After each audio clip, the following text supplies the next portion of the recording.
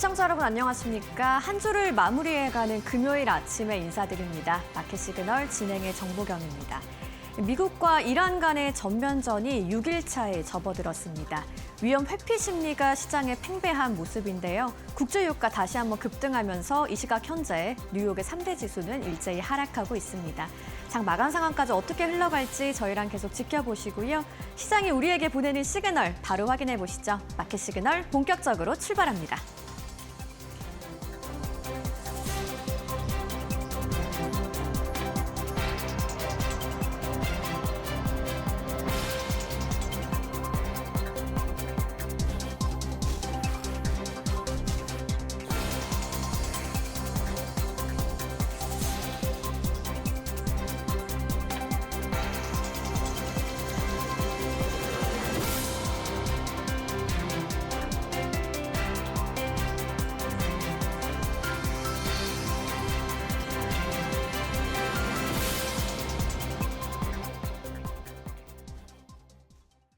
이란이 유조선을 공격했다는 소식에 유가 다시 한번 급등했고요. 이 시각 현재 뉴욕의 4대 지수는 모두 일제히 하락하고 있습니다. 일단 다우지수가 가장 하락폭이 큽니다. 장중에 2% 넘게 빠졌던 다우지수 1.8% 약세를 보이고 있고요. 상대적으로 나스닥이 선방하면서 0.56% 하락하고 있습니다. 지금 장 마감을 앞두고 낙폭을 조금 줄여가고 있는데 마감 상황까지는 또 어떻게 변할지 계속 저희랑 체크해 보시죠. 자, 그렇다면 오늘 자금은 어떤 방향으로 흘러갔을까요? 히트맵 통해서 확인해 보겠습니다. 자, 상승하는 종목들은 초록색, 하락하는 종목들은 빨간색으로 표시가 되는 히트맵입니다. 자, 어제와 달리 한눈에 보기에도 대부분의 업종이 좀 약세를 보이고 있는 걸 확인해 볼 수가 있겠는데요. 어제 시장을 이끌었던 건 대형 기술주와 반도체 쪽이었죠. 오늘은 대부분의 종목들이 좀 빨간불을 켜고 있습니다. 자, 다만 어제 실적을 발표한 이후에 오르고 있는 브로드컴입니다. AI 쪽의 수요를 좀 확인한 모습이고요. 이외의 반도체들은 약세를 보이고 있습니다. 소프트웨어 쪽은 흐름 나쁘지 않네요. 초록불 킨 종목들 많고요. 버크셔 해스웨이가 자사주 매입 소식에 현재 2% 넘게 오르고 있습니다. 대형 기술주들 대부분 내리고 있고 헬스케어 쪽도 약재, 그리고 산업주와 소비주 쪽으로 오늘 좀 강하게 빨간불이 켜졌습니다. 그러다 보니까 오늘 다우의 낙폭이 컸다는 거 히트맵 통해서 확인해 보실 수가 있고요. 유가의 급등으로 에너지 쪽으로는 상대적으로 좀 선방하는 모습까지 보이네요. 자, 자금의 방향 히트맵 통해서 확인을 했고요. 그렇다면 오늘 시장을 이렇게 움직인 이슈들은 어떤 게 있었을까요? 마켓 무버 이슈로 확인해 보시죠. 자, 오늘도 시장을 움직인 가장 큰 변수는 바로 중동 리스크였습니다. 이란이 유조선을 공격하면서 호르무즈 쪽의 긴장이 다시 한번 커졌는데 이 내용 어떤 건지 조금 더 자세하게 들여다보시죠. 자, 미국과 이스라엘 그리고 이란의 충돌이 6일째 지속되고 있습니다. 자, 이란의 국영 언론이 유조선을 공격했다는 주장을 했는데요. 실제로 이라크 영해에 정박하고 있던 유조선에 대형 폭발이 발생했습니다. 자, 핵심 리스크 지역인 호르무즈 해협의 긴장감이 고조되면서 이곳이 특히나 중요한 이유는 글로벌 원유와 가스 수송량의 약 20%를 통과하기 때문인데요. 공급망 충격이 좀 크게 나타났습니다. 선주들의 안전 우려가 부각되면서 유조선 운항이 사실상 중단됐고요. 해상 운임이 상승했고 에너지 공급의 불확실성도 커진 상황이죠. 그러다 보니까 오늘 국제 유가 좀 반응을 크게 했는데요. 어떤 내용인지 이어서 살펴보겠습니다. 자, 일단 WTI가 80달러 선을 돌파했고요. 브렌트유도 85달러 선입니다. 이번 주만 해도 15% 유가가 급등을 한 건데요. 시장의 파급 효과도 굉장했죠. 이러한 유가 상승으로 인플레이션 우려 다시 한번 커졌고요. 국채 가격이 하락하면서 10년물 금리는 4.14% 수준 올랐습니다. 금리 상승 압력이 좀 더해지면서 주식시장에는 투심이 크게 위축되는 모습인데요. 자, 오늘 시장의 반응이 그러다 보니까 3대 지수 앞서 전해드린 것처럼 일제히 하락하고 있고요. 경기 민감주 비중이 높은 다우 지수가 오늘 낙폭이 좀 상대적으로 큰 모습입니다. 자, 한편 브로드컴은 어제 실적을 내놨는데 그 영향으로 오늘 기술주 중심의 나스닥은 시장은 낙폭이 제한되는 모습입니다. 이 소식은 또 잠시 후에 더 자세하게 전해드리겠고요. 한마디로 오늘 첫 번째 이슈 정리해보면 이 전쟁 리스크로 유가가 급등하면서 인플레이션 우려가 다시 한번 시장을 누르고 있다라고 볼 수 있겠습니다. 자, 이어서 고용지표도 발표가 됐는데요. 시장에는 마찬가지로 좀 부담이 됐습니다. 미국의 신규 실업수당 청구 건수에 관한 이야기인데 자세하게 한번 들여다보시죠. 자, 신규 실업수당 청구 건수 발표가 됐습니다. 21만 3천 건으로 나왔고요. 시장의 예상치였던 21만 5천 건은 하회를 했습니다. 계속 실업수당 청구 건수는 186만 8천 건으로 전주 대비 4만 6천 건 증가를 했는데요. 여기에 조금 더 추가적으로 보실 만한 고용 지표가 어제 발표됐던 ADP 민간 고용입니다. 저희가 마켓무버 이슈에서 전해드렸었는데 6만 3천 명이 증가하면서 지난해 7월 이후에 최대 증가폭을 보였다고 말씀드렸죠. 자, 그러다 보니까 시장에서는 이렇게 좀 해석을 했습니다. 노동시장의 급격한 둔화 신호는 아직 제한적이구나. 그래서 연준의 금리 인하에 대한 기대감은 일부 후퇴를 했습니다. 오늘 시장에도 영향을 미쳤죠. 금리 상승 압력이 유지됐고요. 오늘 증시에는 매크로 부담 요인으로 작용을 했습니다. 시장 관점에서는 고용이 강하면 금리 인하는 늦어진다라고 해석을 하는 거고요. 오늘 그래서 두 번째 이슈, 견조한 고용이 금리 인하 기대를 약화시키면서 오늘 시장에 또 하나의 부담으로 작용을 했다라고 정리해 보겠습니다. 자, 한편 이렇게 시장이 약세를 보인 가운데에서도 기술주 쪽에서는 버팀목이 있었는데요. 바로 어제 깜짝 실적을 발표했던 브로드컴입니다. 예상보다 좋은 실적과 가이던스를 내놨죠. AI 관련 수요가 여전히 좀 강하다는 걸 확인했고요. 이 영향으로 오늘 기술주 중심의 나스닥은 상대적으로 낙폭이 좀 제한되는 모습이었습니다. 자, 한마디로 AI 반도체 수요는 여전히 시장의 방어 카드가 된다는 걸 확인할 수 있었습니다. 자, 그렇다면 종목별로는 또 어떤 이슈들이 있었을까요? 조민재 앵커와 만나보시죠.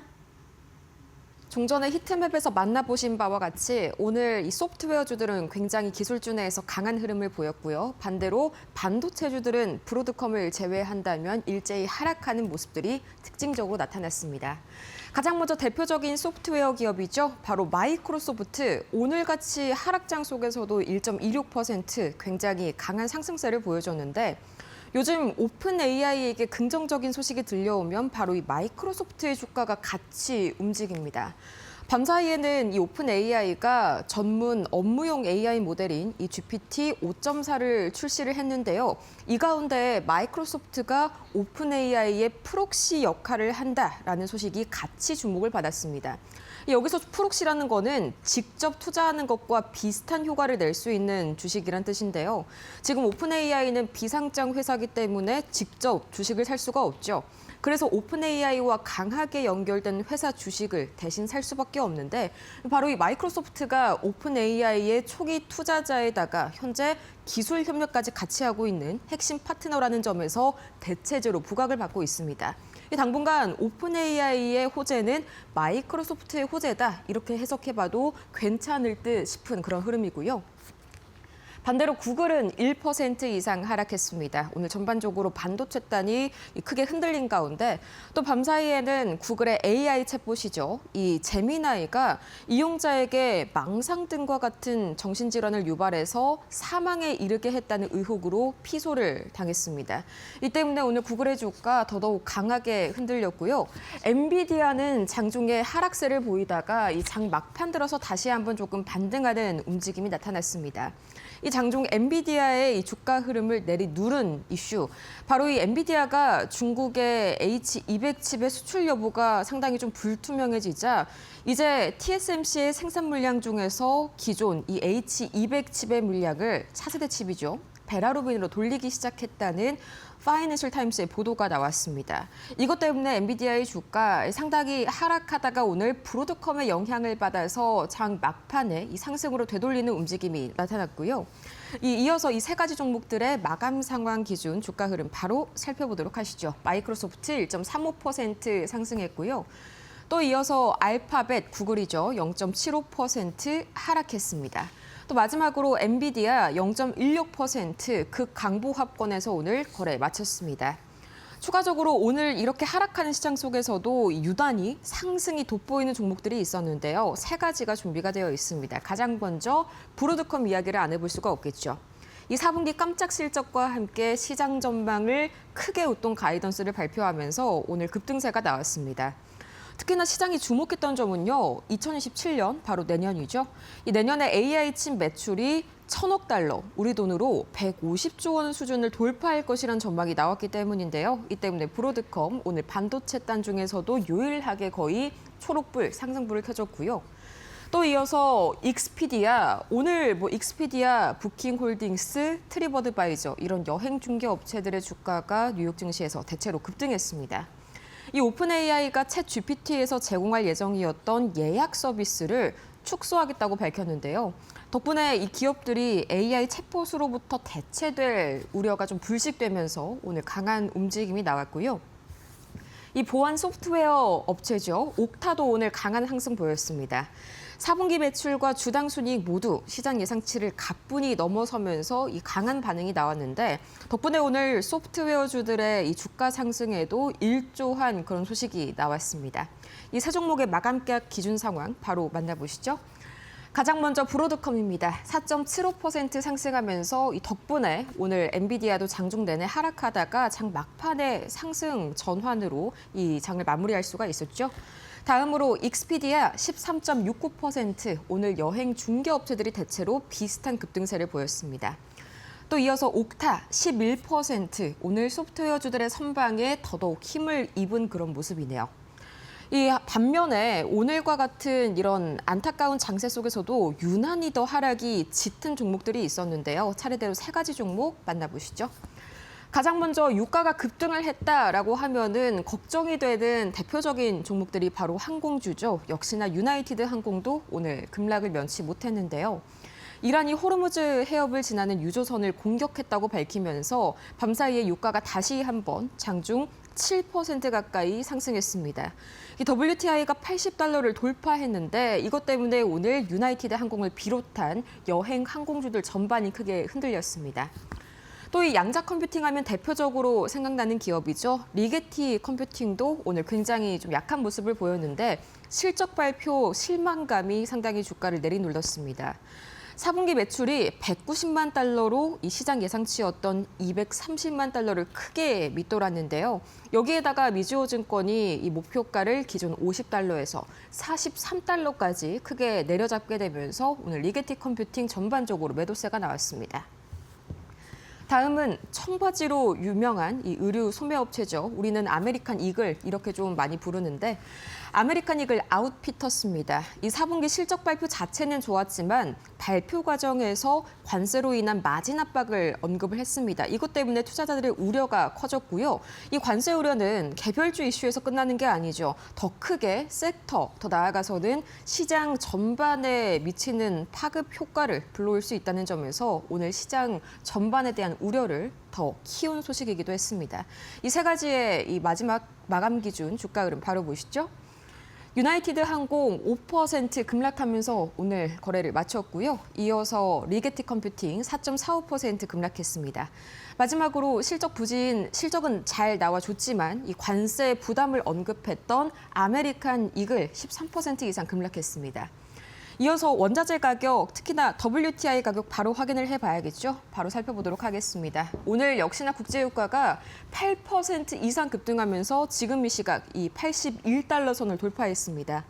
2025년 1월 이후로 이 80달러 선을 돌파한 게 처음인데 그나마 조금 다행인 소식은요. 이 종전에 나온 속보입니다.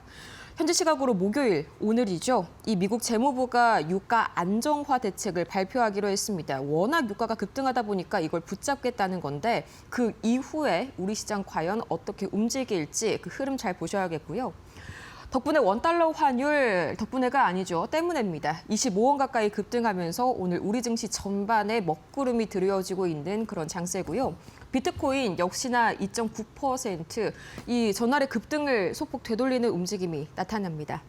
이어서 금값이 또다시 빠지고 있는데 금값을 이해하려면 미국채 10년물과 2년물을 먼저 봐야겠죠.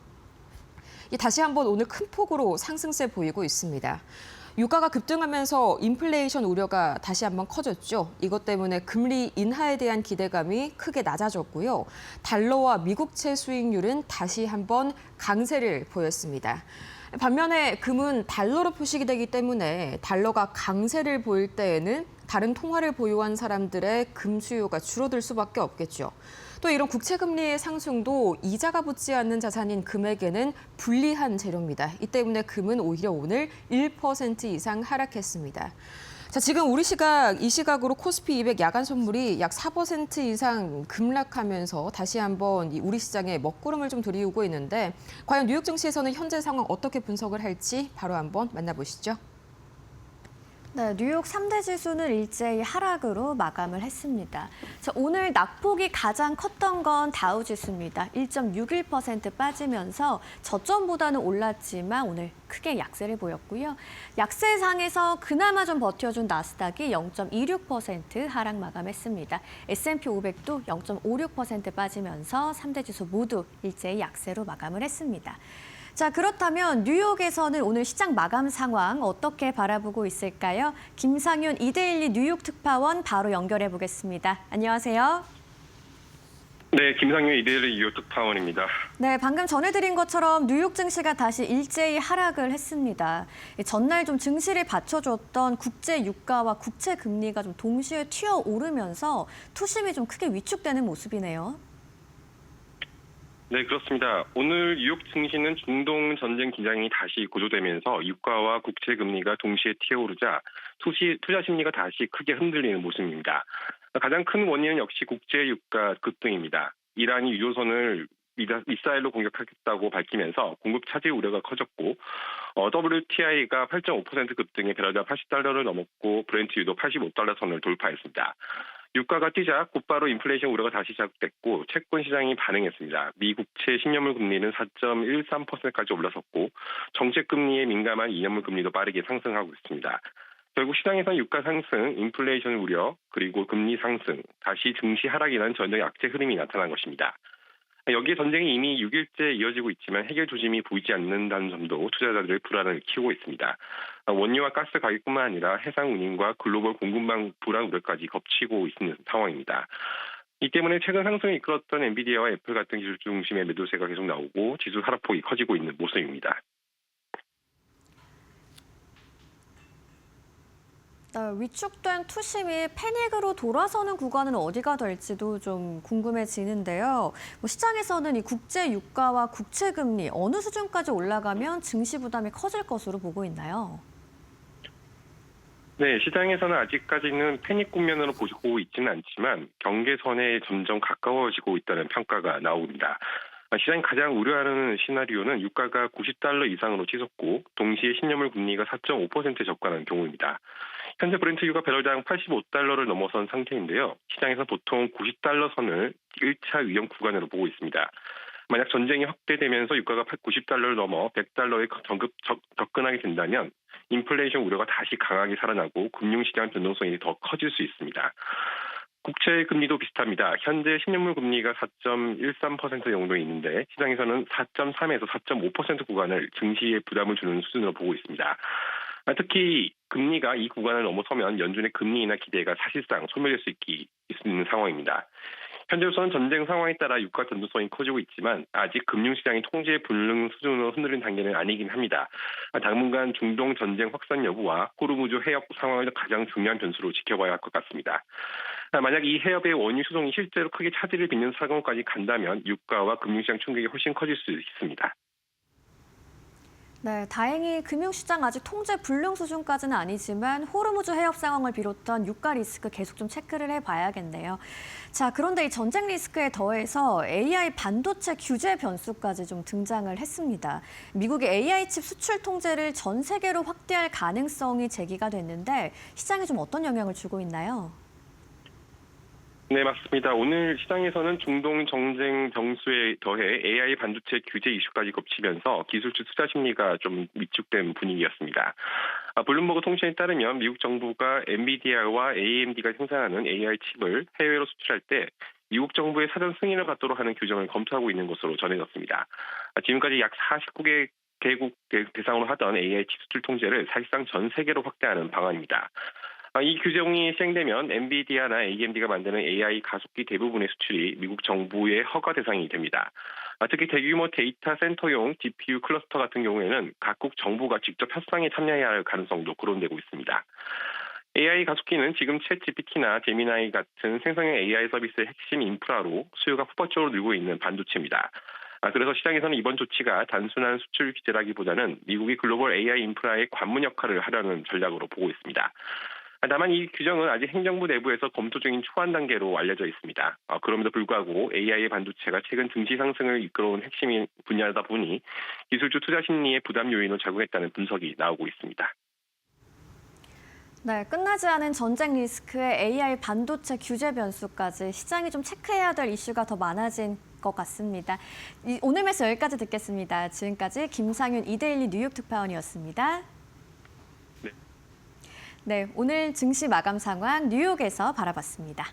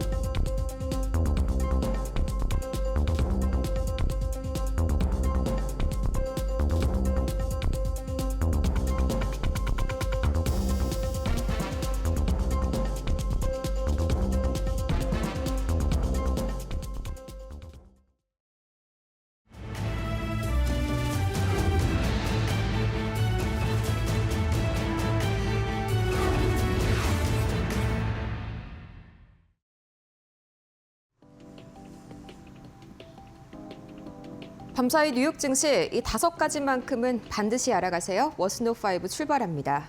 오늘 다시 한번 유가가 급등하면서 뉴욕 증시 3대 지수가 흔들렸었죠. 전반적으로 이 유가가 곧바로 장세를 결정하면서 지금 이 시각 코스피 200 야간 선물은 4% 가까이 떨어지고 있습니다. 바로 이란이 유조선을 공격했다고 밝히면서 유가가 전반적으로 급등하는 모습을 보였습니다.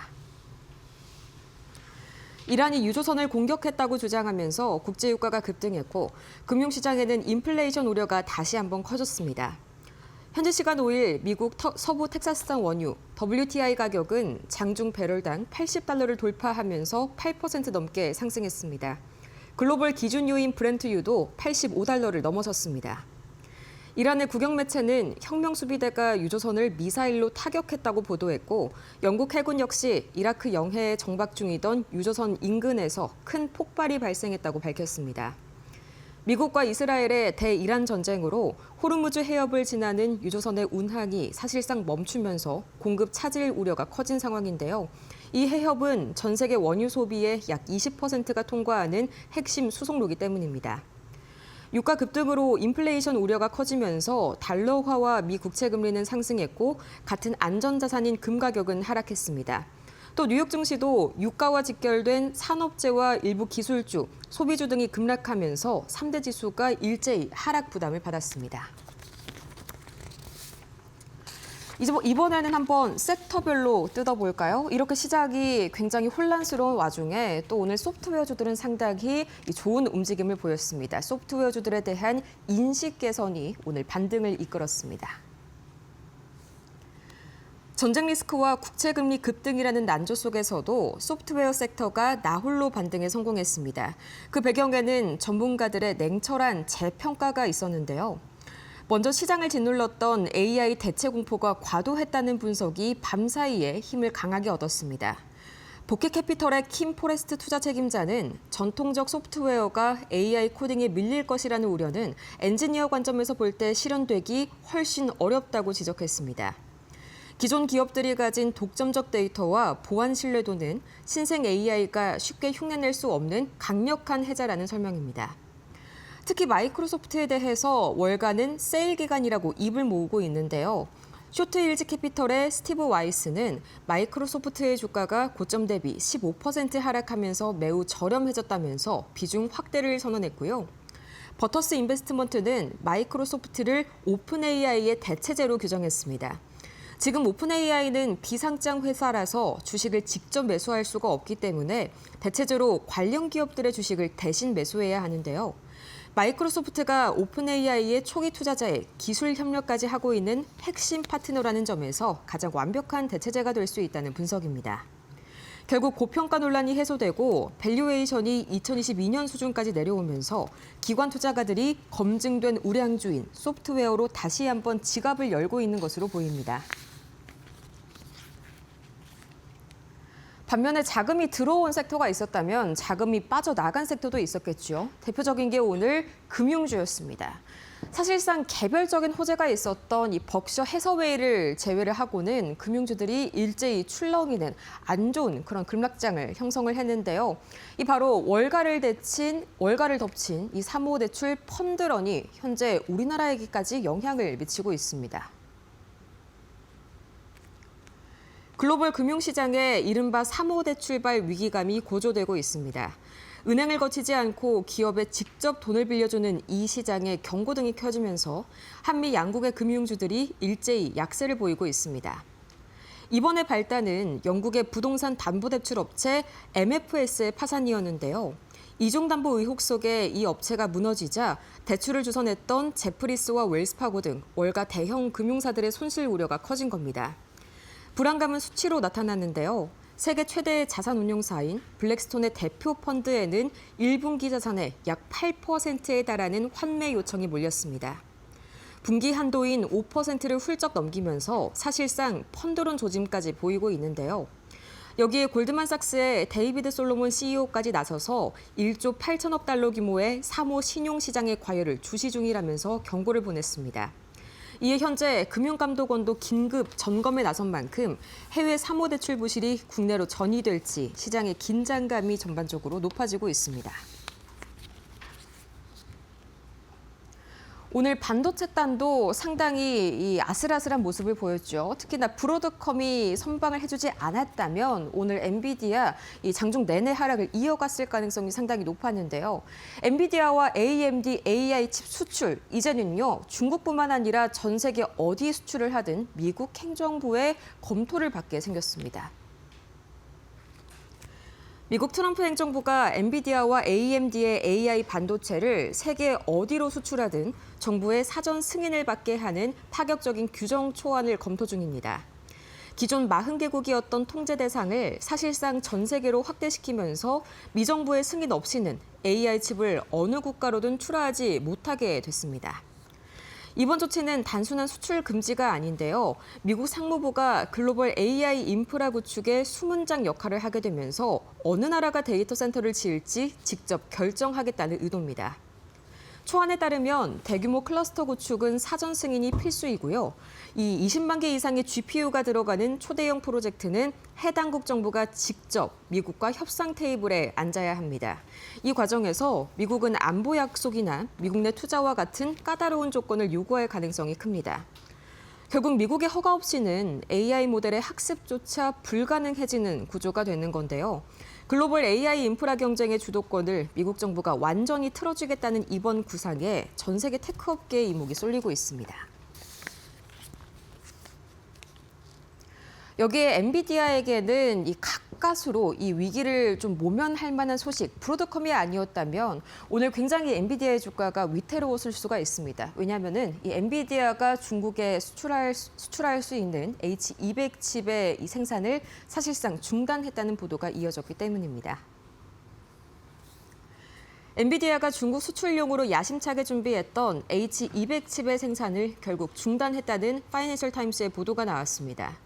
미중 양국의 겹 규제와 승인 지연으로 인한 불확실성을 더는 감당하지 않겠다는 뜻으로 보이는데요. 엔비디아는 TSMC의 생산 라인을 중국용 H200 제품 대신 차세대 아키텍처인 베라루빈으로 전격 재배치했습니다. 지난해 말 미국 정부가 조건부 수출 허가를 내줬음에도 불구하고 실제 승인 절차는 정부 간의 까다로운 협상과 고객 확인제도 문제로 사실상 멈춰섰기 때문입니다. 실제로 미 상무부 차관보는 최근 청문회에서 중국에 판매된 H200 칩은 없다라면서 못을 박았고 엔비디아 CFO 역시 승인을 받았어도 매출은 제로라면서 불확실성을 시인했습니다. 여기에 중국 정부의 자국 칩 육성 기조까지 맞물리면서 시장성이 급격히 악화됐다는 평가입니다. 기약 없는 기다림 대신 차세대 기술에 집중하겠다는 엔비디아의 선택이 향후 글로벌 반도체 지형에 어떤 변화를 가져올지 주목됩니다. 이 기존 유가가 급등하면서 인플레이션 우려 부담이 가중됐고요. 또 반도체 딴에도 상당히 부담스러운 소식이 전해진 하루였습니다. 이 때문에 우리 증시 현재 야간 선물이 상당히 흔들리고 있는데 긴장감이 더욱더 고조되는 그런 아침입니다. 지금까지 밤사이 반드시 알아야 할 머스노우 5 만나보고 왔습니다.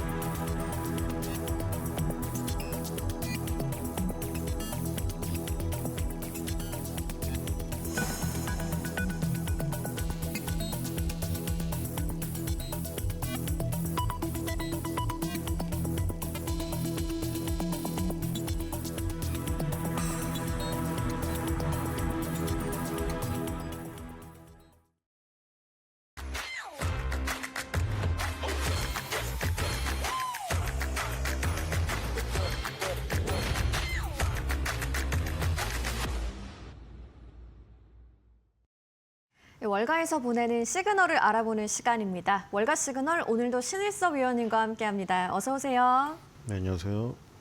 네, 어제 시장 이야기를 하면서 오늘 월가 시그널 시작을 해보겠습니다. 자, 히트맵을 통해서 아까 살펴보셨듯이 전날 시장을 견인했던 기술주 대부분 약세를 보였고요. 반도체 전반으로도 좀 흐름이 안 좋았습니다. 그 와중에 브로드컴은 AI 실적 기대를 확인하면서 좀 크게 상승했죠. 덕분에 좀 나스닥의 방어 카더가 돼준 모습이고 산업주 쪽으로는 크게 하락하면서 다우도 많이 빠졌습니다. 위원님께서는 어제 시장 어떻게 보셨는지 마감 상황 좀 짚어주시죠. 네, 이제 그 어떤 단일 대우가 다 깨져가지고 지금 어떤 특징이 없습니다. 여러분들 이거 각자 도생의 지금 순간으로 들어서는 것 같아요. 네. 지금 보시면 중구난방이거든요, 이거. 예를 들어서 대표적으로 버크셔 해서웨이는 매그니피센트 세븐이라던가 IT 성장주가 약세를 보일 때 강세를 보이는 어떤 뚜렷한 특징이 있는 기업이잖아요. 네. 워렌 버핏의 회사이기도 하고 철도라던가 보험이 중심이니까.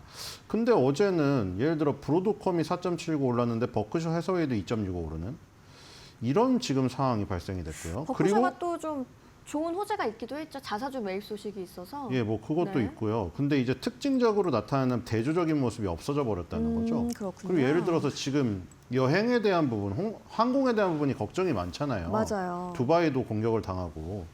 근데 부킹홀딩스랑 익스피디아가 급등을 했단 말이죠. 그렇네요. 익스피디아 무려 14%가량 오. 급등했고 부킹홀딩스는 9%가량 급등했습니다. 네. 뒤에 내용 나오지만. 네. 그다음에 이제 유가 부분이죠. 유가가 지금 계속해서 강세를 띠고 있으니까 엑슨모빌하고 쉐브론이 계속 이 강세를 띠고 있고요. 그 며칠 전에 소개시켜 드렸는데 엑슨모빌하고 쉐브론 같은 대형 메이저 오일 회사보다는 뒷단에 있는 마라톤, 메러선이죠. 메러선이라던가 발레로 이런 것들이 지금 강했는데 어제는 또 쉐브론이 더 강했고요. 자, 그다음에 또 특징적인 거는 이런 애플로빈 같은 거는 또 강세를 보였다는 겁니다. 네. 이 애플로빈 또 설명드렸는데 게임 회사였는데 이제 마케팅 회사로 전환을 해서 우리한테 정말 딱 맞는 타겟 마케팅을 해준 업체라고 말씀드렸잖아요. 네. 어제 또 애플로빈은 또 강세를 또 보였고요. 그리고 이런 신타스 같은 업체들 있죠. 뭐 우리 월마트라던가 뭐 미스터 피자 이런 데 다 그 월마트라던가 코스트코 같은 데 유니폼 제공하는 업체거든요. 이런 것들도 사실 뭐 이 지금 이 일자리가 엄청나게 늘고 이래야 지금 올라가는 건데 물론 방어적인 능력도 있지만 이런 것들이 또 올랐고요. 그러니까 아주 지금 보니까요, 그냥 각자 도생. 그러니까 네. 전체적인 어떤 그 산업의 특성으로 VES 벌수스 되는 게 없어졌고요. 그냥 각자의 이슈에 맞게 개별 기업별로 움직이는 특징이 강하게 나타나는 지금 현상이 나타나고 있습니다. 네, 개별 이슈에 따라서 종목과 섹터별 움직임이 좀 엇갈렸다는 얘기 해주셨는데 뭐 유가 급등으로 에너지 쪽은 상대적으로 선방을 했습니다만 여행주가 또 오른 이유는 어떤 게 있었을지 또 잠시 후에 살펴보도록 하겠고요. 그러면 월가 시그널 오늘의 첫 번째 키워드부터 만나보시죠.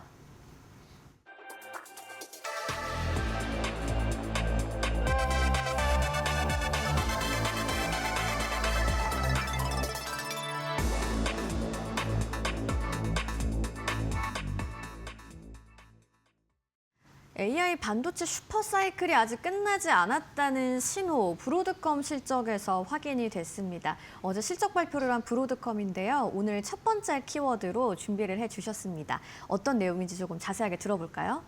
네, 이것도 마찬가지죠. 예전에 매그니피스트 7이라던가 파인9의 단일 대우가 굳건할 때는 어떤 이 안에 속해 있는 기업 하나가 전체의 상승을 이끌었는데 네.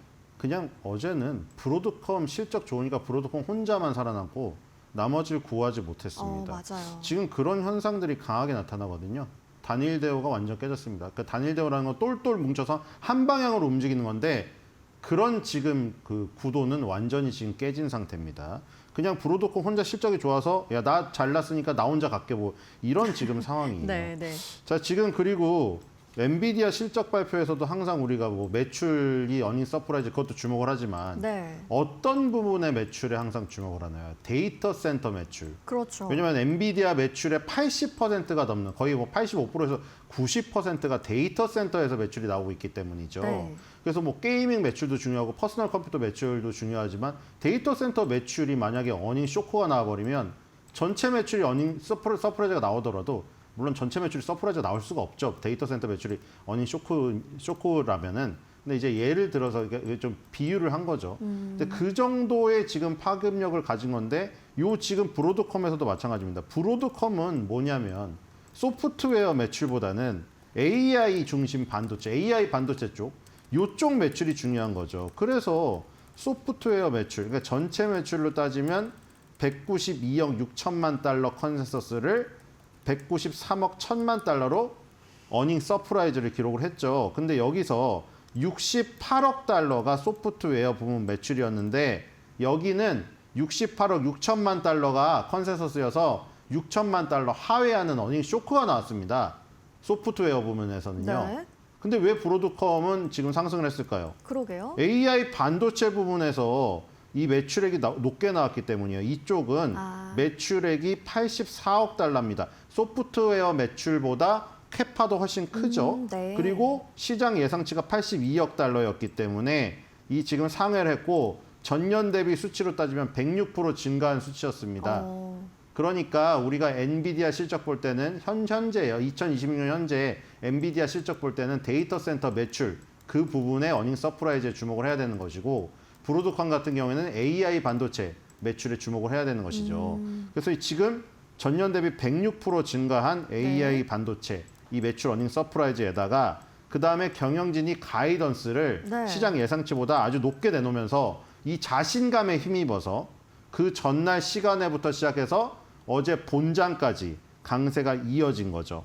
예를 들어서 2026년도 2분기 요 실적을 경영진에서 주당 순이익을 2.135달러로 예상을 해놨는데 시장 예상치는 2.16달러였기 때문에 많이 예상치 상회로 지금 가이던스 잡았고요. 그 다음에 매출액도 220억 달러 요거를 잡았는데 시장 예상치는 205억 달러였습니다. 네.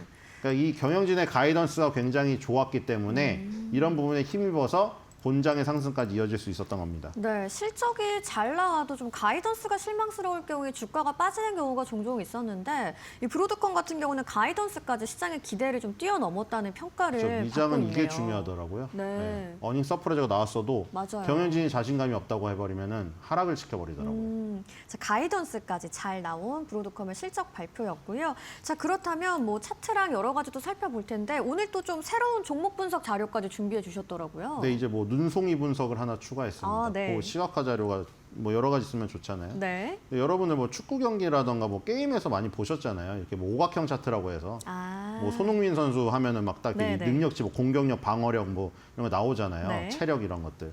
근데 브로드컴은 굉장히 완벽합니다. 지금 거의 원형이 가장 완벽한 아, 모습이죠. 그렇군요. 거의 원형에 가깝죠. 네. 이제 밸류에서만 좀 찌그러졌는데 이거는 안 좋다고 할 수도 없는 거예요. 왜냐하면 시장에서 인기를 얻고 고평가라고 불리우지만 그게 어떻게 바꿔 말하면 인기가 좋은 거거든요. 그렇기 때문에 주가가 굉장히 잘 올랐다는 거를 표현할 수도 있어요. 네. 밸류에서 낮은 평가를 받았다는 것이 그러니까 밸류에서 저 찌그러진 게 저평가가 아니라 네. 고평가를 받았기 때문에 밸류의 점수가 낮아서 찌그러졌다는 겁니다. 오히려. 근데 이제 반대로 말하면은 시장에서 주가가 잘 갔다고 말할 수도 있는 거죠. 네. 어쨌든 간에 뭐 배당, 미래 성장, 과거의 실적, 그다음에 재무 전부 다 좋습니다. 뭐 참고로 그냥 이건 처음 보여드리는 거라 네. 조금 말하면 헬스가 재무고요. 패스트가 과거 실적. 이 지금 퓨처가 미래의 성장성, 디바인드가 이 저기 배당입니다. 아. 근데 성장주임에도 불구하고 배당에서도 많은 점수를 얻은 것을 볼 수가 있겠죠. 네. 굉장히 이상적인 기업이라고 볼 수가 있겠고요. 자, 그다음에 이제 브로드컴 같은 경우에는 지금 오랫동안 320달러 근처에서 횡보를 하고 있는 모습이 보입니다. 네. 작년 말부터 올해까지 계속 이 지금 320달러와 340달러에 박스권에 갇혀 있는 모습이고요. 위에 보니까 51선이 지나가고 있고 밑에는 201선이 있죠. 201선과 51선 사이에 완전히 옴짝달싹 못하는 구간에 끼어 있는 모습. 네. 이 모습을 볼 수가 있겠습니다. 주가는 조금 답답하죠. 위로 아마 수렴형 탈출이 일어나야지 좀 답답함이 풀릴 것 같습니다. 자, 그리고 실적입니다. 매출액 2024년도 1분기부터 보시면 정말 가파르게 증가를 하고 있지 않습니까? 오, 지금 그렇네요. 가파른 수치로 증가를 하고 있고요. 최근 17개 분기 중에 15개 분기에서 매출 어닝 서프라이즈를 기록하고 있습니다. 역시 뭐 파인 라인에 들 자격이 충분하다. 네. 이렇게 볼 수가 있겠죠. 자, 2026년도 1분기 3월 5일 날 우리 실적 아까 말씀드린 실적인데 19.19 빌리언 19.19빌리언 달러 예상이었는데 19.31 빌리언 달러 나왔고요. 주당 순이익은 1.88이었는데 2.05가 나오면서 9.04. 이 마진폭이 아주 상당히 크게 나온 모습을 볼 수가 있겠습니다. 자, 그리고 지금 이 증권가의 컨센서스도 상당히 좋습니다. 아, 예, 궁금해집니다. 자, 목표 주가가 무려 457.89인데 아까 저희가 뭐 270달러, 240달러 얘기하고 있었잖아요. 네. 거기 굉장히 좁은 구간에 갇혀 있었는데 여기서 무려 업사이드가 이제 44.20이나 나오고 있죠. 아. 자, 그리고 뭐 의견도 아주 강한 의견입니다. 31개 의견 중에 무려 29개의 바이를 올리면서 스트롱 바이, 가장 표현할 수 있는 가장 강력한 이 의견이 나와 있는 상태입니다. 이 의견도 증권사의 의견도 이 정도기 때문에 컨센서스가 낮게 잡혔을 리가 없는데 그 컨센서스의 허들을 뛰어넘는 실적이 나왔기 때문에 시장에서의 네. 반응이 어제 그 굉장히 불리한 시장 상황에도 불구하고 그렇죠. 강한 모습을 보이지 않았나 이런 생각이 듭니다. 네, 뭐 AI 인프라 투자 확대 속에서 이 브로드컴이 핵심 수혜 기업이라는 걸 좀 다시 한번 확인한 실적이었는데, 자, 근데 어제 미 증시가 많이 빠졌잖아요. 이 브로드컴 어제는 좀 홀로 잘 가는 모습이었는데 앞으로 좀 이 반도체 쪽에 훈풍을 좀 불어오는 역할을 할 수 있을 거라고 보시나요? 좀 브로드컴 하나 가지고는 좀 모자른 감이. 아까도 말씀드렸다시피 그 매그니피센트 세븐이 정말 활약을 할 때만 해도 네. 그 7개 종목 중에 하나 아니면은 파인라인 9개 종목 중에 하나만 굉장히 좋은 실적이 나오거나 이러면 갑자기 분위기가 전부 낙수 효과라던가 번지는 효과가 나오면서 단체로 강했는데 네. 지금 그런 모습이 실종이 됐습니다.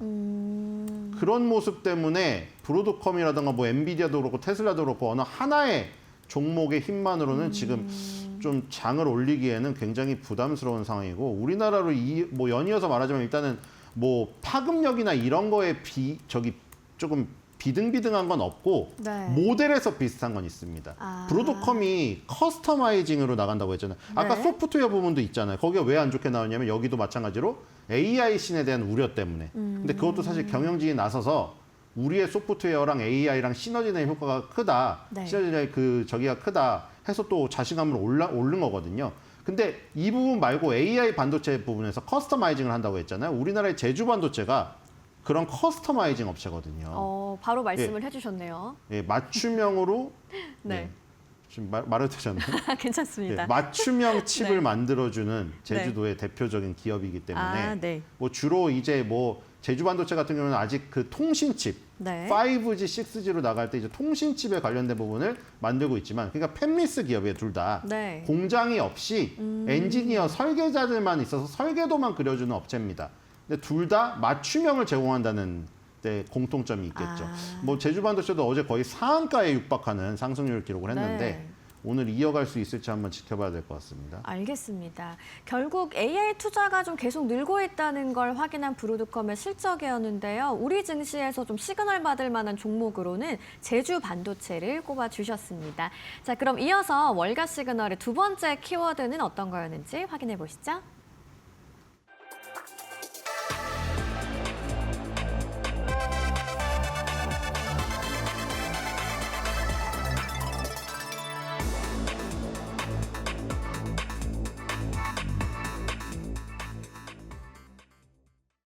AI가 플랫폼을 위협할 거라는 공포가 여행 플랫폼 쪽에서 먼저 완화가 되는 모습입니다.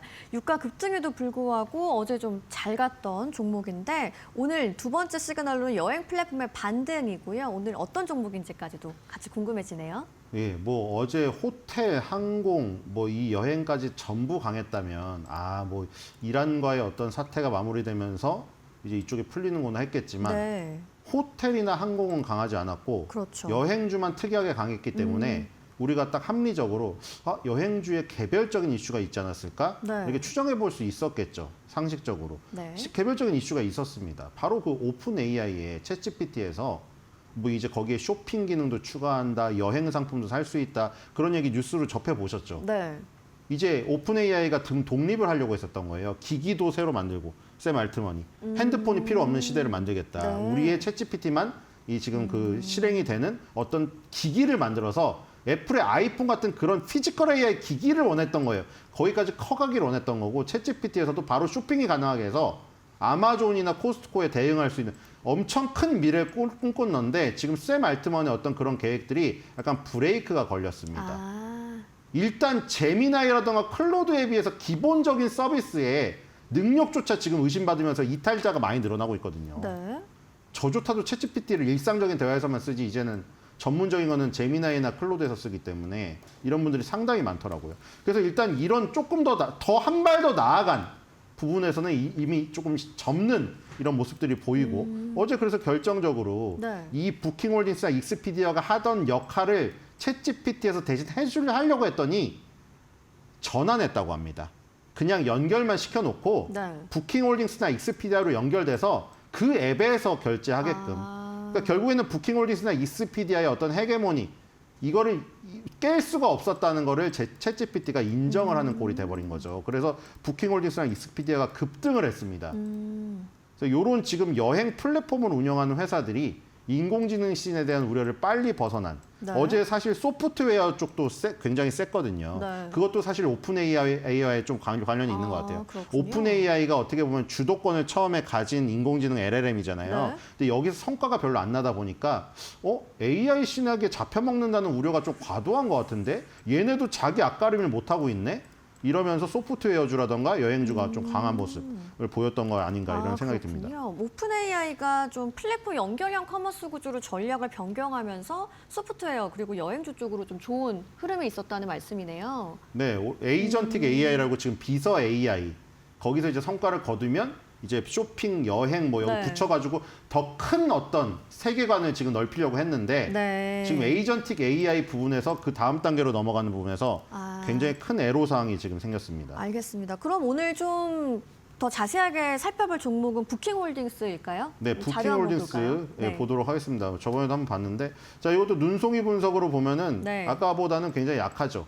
약한 모습이 되면 이제 초록색에서 노란색으로 변하게 됩니다. 전체적인 어떤 그 그렇군요. 능력치 자체가 조금 약한 모습이고요. 밸류에서만 높은 점수를 받았는데 이것도 아까 전에 반대로 생각할 수 있어요. 주가가 잘 올랐기 때문에 브로드컴은 낮은 점수를 받은 거고 부킹홀디스는 안 올랐기 때문에 이 밸류에서 좋은 점수를 받았을 수도 있어요. 나머지 부분에서는 굉장히 홀쭉하죠. 네.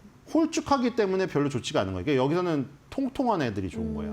통통한 애들이 좋은 거고. 자, 부킹홀디스 저번에 봤을 때 저점과 저점을 연결한 이 추세선에서 딱 지지를 받는 모습을 보였는데 어제 갭 상승을 하면서 그렇네요. 51선 가까이 쫙 붙어 있는 네네. 모습을 보여주고 있습니다.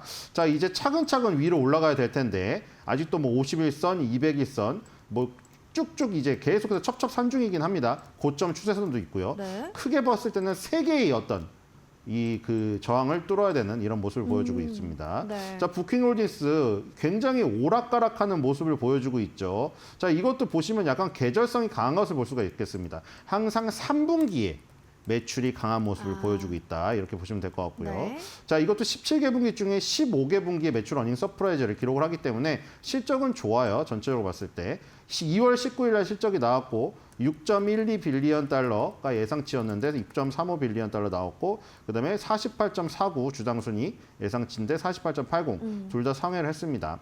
자, 부킹홀딩스 저번에도 봤지만 이게 한 주당 가격이 어마어마하게 높기 때문에 자, 5,760.87달러 이게 컨센서스인데 앞으로 24.81 정도의 업사이드가 있습니다. 자, 네. 그리고 의견도 좋아요. 20일 바이에 6홀드기 때문에 스트롱 바이가 나와 있습니다. 자, 그래서 이제 조금 생각을 전환해야 될 때가 아닌가. AI 씬이 소프트웨어를 잡아먹거나 아니면 지금 뭐 이런 온라인 여행 플랫폼이나 온라인 쇼핑 플랫폼을 갖춘 업체들을 위협을 하지 않겠느냐 하는 것은 제가 봤을 때 챗GPT가 약간 흔들리면서 그러니까 물론 구글을 지금 바탕으로 한 제미나이는 조금 부상을 하고 있어요. 구글의 생태계를 누구도 포기할 수 없기 때문에 제미나이로 많이 몰리고 있거든요. 네. 근데 오픈AI가 조금 흔들리면서 인공지능의 어떤 선두주자가 흔들리니까 반사적으로 이제 네. 조금 위협을 받는다고 하는 기존의 업체들이 좀 살아나는 이런 부분이 있다. 자, 그렇다면 국내에서는 여행주 쪽으로 조금 시그널이 기대가 되는데 어떤 종목을 시그널 받은 종목으로 받아볼까요? 네, 여행주 중에서도 이제 뭐 제가 오늘 노랑풍선 했었나요? 오늘요? 네. 오늘 하나투어 아닌가요? 하나투어 했었나요? 하나투어 했었죠. 하나투어죠. 네. 지금 왜냐하면 좀 오프라인보다는 아까 전에 그 부킹홀딩스와 익스피디아의 공통점이 네. 온라인 여행 플랫폼을 운영한다는 것이고 거기서 이제 인공지능 LLM들이 그 침투할 수 있는 어떤 빈틈을 노린 거였는데 여전히 OTA라고 부르죠. 네네. 이 온라인 여행 플랫폼을 갖춘 업체들의 헤게모니는 유지가 되겠구나. 이런 지금 그 강한 어떤 시그널이 나왔거든요. 그래서 우리나라에도 이어지지 않을까 이런 생각이 듭니다. 뭐 물론 뭐 여러분 다들 보셨죠. 이부진 사장님 나오셔서 이재명 대통령이랑 뭐 관광회의 7년 만에 뭐 했잖아요. 거기서 하나투어 대표가 얘기하는 거 보고 사실 댓글의 여론이 상당히 좋지는 않았는데 어쨌든 뭐 그걸 떠나서 하나투어 같이 온라인 여행 플랫폼을 갖춘 업체들 이 어떤 위협이 조금 인공지능 위협은 조금 더 먼 미래가 아닌가 네. 이렇게 지금 생각이 되면서 우리나라에서도 강할 수 있지 않을까 이런 생각이 듭니다. 근데 또 한편 이런 것들도 있죠. 이란과의 전쟁 때문에 사실 여행, 호텔, 항공주가 전반적으로 좋기는 조금 어려운 부분이 있다. 네. 이런 부분도 감안을 하셔야 될 것 같습니다. 맞습니다. 뭐 전쟁 리스크를 무시할 수는 없는 상황인데요. 그래도 AI가 여행 예약을 직접 장악할 거라는 시장 우려는 완화가 되고 있습니다. 국내 여행 관련주로의 굿 시그널까지 기대해 보겠습니다. 지금까지 신일섭 위원님과 함께했습니다. 오늘 좋은 말씀 고맙습니다.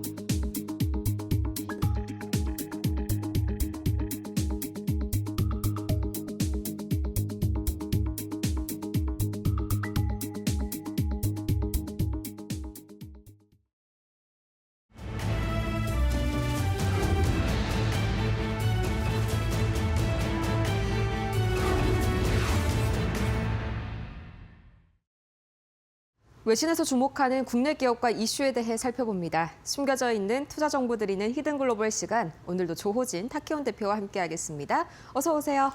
예, 안녕하세요. 네, 정말 뉴욕 증시 밤사이 정말 또 롤러코스터 장세를 연출을 했습니다. 오늘 우리 시장이 조금은 좀 걱정이 되는데 현재 외신 쪽에서는 국내 시장을 어떻게 보는지 궁금하네요. 오늘 첫 번째 투자 인사이트는 또 어떤 외신에서 준비를 해주셨을까요? 예. 어저께 우리나라 증시가 급반등을 했죠. 급반등해서 이제 FT가 급반등한 거에 대해서 기사를 썼습니다. 네. 그러니까 우리나라 증시 규모가 얼마 전에 이제 6,000피를 넘어서면서 프랑스를 넘어섰다 이런 얘기 나오면서 제가 보기에는 증시 규모가 커지니까 월스트리트저널이나 FT 같은 경우도 우리나라 증시를 예전보다 더 훨씬 많이 보도를 하고 있습니다. 네, 그럼 자세한 내용 함께 보시면서 좀 이야기를 나눠볼까요? 어제 코스피가요, 그동안 워낙 급락이 심했던 만큼 아시아 증시 내에서도 굉장히 좀 독보적인 상승률을 보였습니다. 이걸 다뤘다고요? 예. 그러니까 우리나라뿐만 아니라 니케이나 대만, 심지어 그 중국의 본토 지수까지도 이제 약보합이긴 하지만 상승을 했으니까 네. 그 말은 뭐냐면은 결국은 전체적으로 우리 아시아뿐만 아니라 미국도 안 좋았고 유럽도 안 좋았으니까 전체적으로 이렇게 떨어지게 만들었던 트리거였던 이제 이란 전쟁에 대해서 시장이 어느 정도는 안도감을 갖다가 이제 갖고 있다. 그래서 더 이상은 이제 이란 전쟁이 확산하지 않을 것 같다는 인식이 많아졌다라고 보시면 되겠습니다. 만약에 이란 전쟁이 더 확산된다고 한다면 중국이 개입한다든지 중국이 거기서 뭔가 레토릭이라도 실제로 그 무력에 대한 어떤 지원은 없을지라도 중국이 거기에 대해서 레토릭으로 이제 뭔가 부정적인 발언을 한다든지 원래 시진핑 주석과 트럼프 대통령이 이제 4월 달에 만나기로 했는데 안 만날 거야 이런 식으로 했다든지 이러면 이제 추가로 확산되면서 떨어졌겠지만 그런 것이 없어지면서 어느 정도 시장이 좀 안도하면서 지금 화면에 보이신 대로 니케이 같은 게도 오르고 중국의 어떤 지수도 조금씩 올랐다. 그래서 이런 것들은 그래도 올랐다고 이해가 되지만 한편으로는 우리나라 증시는 이 증시의 반등보다 엄청나게 올랐으니까 그 부분은 사실은 우리나라가 그 아시아 국가들보다 더 많이 떨어졌죠. 더 많이 떨어졌던 그쵸. 것은 단지 이란 때문이 아니고 제가 어제 말씀드린 대로 우리나라 특유의 반대 매매 너무나도 많이 오르면서 개인들이 무차별적으로 이제 개인 신용절 땡겨 쓰다 보니까 천단에 이제 7% 떨어졌을 때 몸을 사리면서 그 신용을 갖다가 어느 정도 정리하셨어야 되는데 정리하지 않았던 거죠. 그러니까 추가로 이튿날 이제 그 증시에서 12% 떨어지니까 반대 매매가 발생했던 부분이 있었습니다. 근데 어저께는 이제 반대 매매가 없으니까 상대적으로 더 많이 올랐다 이렇게 보시면 될 것 같습니다. 네, 또 워낙 그렇게 반대 매매 때문에 급락했다 보니까 이 상승폭이 더 큰 거는 당연하겠지만요. 거기에 파이낸셜 타임스가 한 가지 더 이 급등 배경으로 지목한 이유가 준비가 돼 있다고요. 예, 그 FT는 뭐라고 썼냐면 이제 이재명 대통령이 100조 원에 이르는 증시 안정 기금을 집행하라라고 지시를 했다는 부분을 이제 FT가 언급을 했습니다. 지시를 하라고 했다 바로 이제 집행이 되는 건 아니죠. 하지만 대통령이 지시를 하라고 말을 하는 순간 그렇다면 이제 대통령의 말에 했던 실현 가능성이 높다. 실현이 될 거면 증시 입장에서도 어차피 100조 기금이 들어온다면은 그러면 이제 더 이상 떨어지지 않을 것이다. 떨어지지 않을 거면 이제 반등밖에 없으니까 하루빨리 어차피 오를 거면 내가 빨리 사야겠다라는 또 심리가 이제 그 추가로 들어가지 않았나 싶습니다. 그래서 이제 지수가 반등하는데 견인을 했다 볼 수가 있고 그 이재명 대통령이 지금 지지율이 60% 아닙니까? 네. 지지율이 왜 중요하냐? 지지율이 낮으면은 대통령이나 말할지라도 사실은 이제 실제로 실현되는지 잘 않을 수도 있습니다. 공무원들은 실현한다고 하면서도 계속 뒤처진다든지. 근데 지지율이 60%면 국민들 입장, 그 공무원들 입장에서 그 실무진들 입장에서 능동적으로 이제 그 실현할 가능성이 높고 또 집권 여당도 역시 과반수가 넘는 의석수를 갖고 있기 때문에 이런 것들은 전반적으로 이제 이재명 대통령의 발언 한마디 한마디에 무게가 실린다라고 보시면 되겠습니다.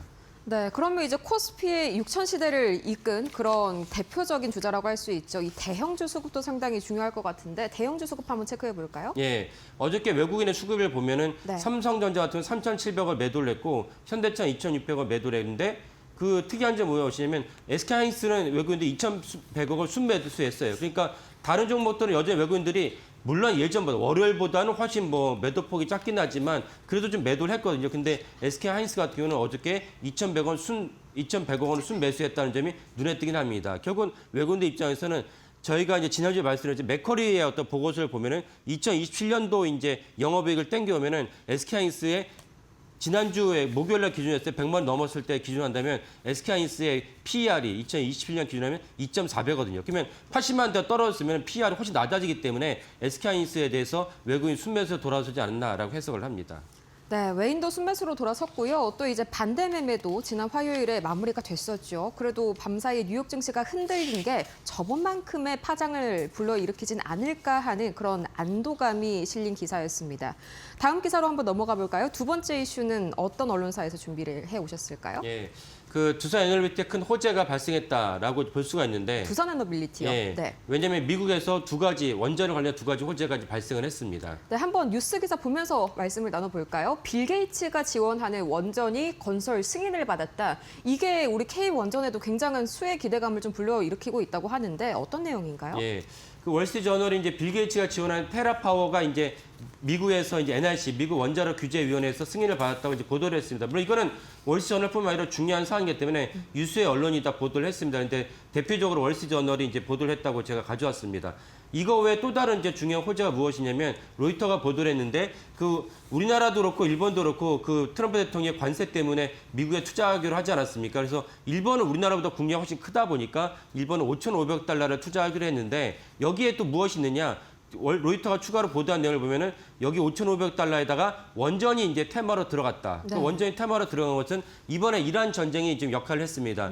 우리만큼 일본도 역시 이제 중동에서 석유를 갖다가 의존할 수밖에 없는 그런 국가인데 그럼 중동에서 갖다 석유를 끌어온다는 것은 한편으로 여러 가지 석유를 끌어오면 여러 가지 쓰지만 또 하나 중요한 대목이 결국은 그 에너지, 전력에 대한 것도 있습니다. 그래서 일본이 뭐 저희 건에 몇 번 말씀드렸지만 일본도 이제 후쿠시마 원전 사태 때문에 2011년이죠. 원전 사태 때문에 원전을 갖다 가동을 중단했다가 다시 이제 원전 가동을 재개하기로 했다고 제가 말씀드린 적이 있습니다. 그래서 이번에 5,500달러 투자하는데 여기에 중요한 테마로 원전을 끼워들었다고 로이터가 보도했습니다. 그래서 웨스팅하우스가 이 회담의 중요한 주체로 등장했던 것도 우리가 눈여겨볼 대목이라 하겠습니다. 그래서 두 가지의 중요한 주제 호재가 하나는 그 테라파워를 이제 가동 승인을 받았고 두 번째는 그 일본이 5,500달러를 미국에 투자를 하는데 미국 대법원이 야, 이 관세 잘못된 거라고 했지만 그럼에도 불구하고 일본은 미국에다 예정대로 5,500달러 투자를 하면서 원전을 갖다 중요한 테마로 끼워들었다는 것이